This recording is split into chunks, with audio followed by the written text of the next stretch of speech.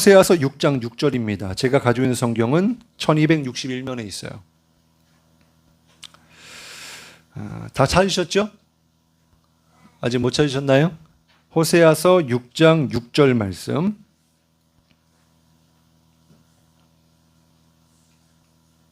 아직 못 찾으신 분이 계셔서 짧은 말씀입니다만은 너무나 중요한 말씀이에요. 우리 같이 한 목소리로 함께 봉독하겠습니다. 시작. 나는 인애를 원하고 제사를 원하지 아니하며 번제보다 하나님을 아는 것을 원하노라. 아멘.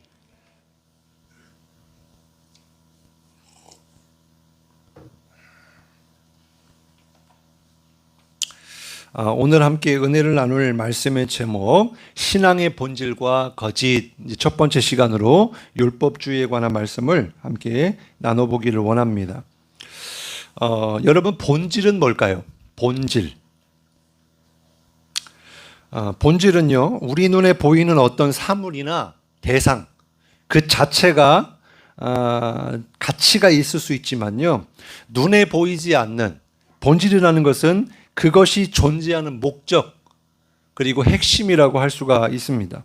다시 말해서 무언가가 빠져버리면 이 존재 자체가 의미가 없는, 또 설명할 수도 없는 그런 아주 중요한 핵심, 그것이 사물과 대상이 가지고 있는 본질이다라는 거예요.